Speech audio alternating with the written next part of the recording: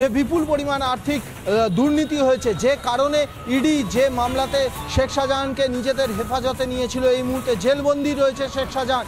সেই শেখ শাহজাহান এই মুহূর্তে সবথেকে বড় হিন্ট দিয়ে নি সেই শেখ শাহজাহানের ফিশারিজের যে mother company Sheikh Sabina fisheries, সেই শেখ সাবিনা ফিশারিজের সঙ্গে ম্যাগনাম এক্সপোর্ট কোম্পানির একটি অর্থবর্ষে প্রায় 200 কোটি টাকার বেশি ট্রানজাকশন হয়েছে, 200 কোটি টাকার বেশি টার্ন আউট হয়েছে।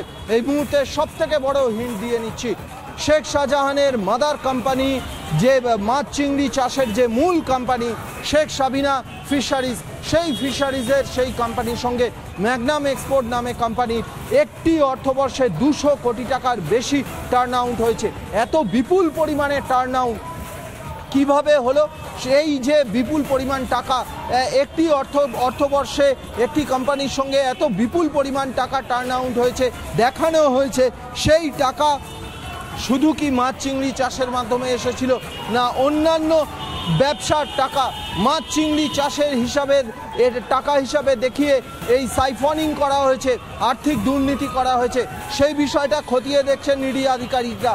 এই মুহূর্তে সবথেকে বড় হিন্ট দিয়ে রাখি শেখ সাবিনা ফিশারিজ, শেখ শাহজাহানের মাছ চিংড়ি ব্যবসার মূল কোম্পানি সেই শেখ সাবিনা ফিশারিজে একটি অর্থবর্ষে টার্ন আউট দেখানো হয়েছে 200 কোটি টাকার বেশি। এই এত বিপুল পরিমাণ টাকা কোথা থেকে এলো?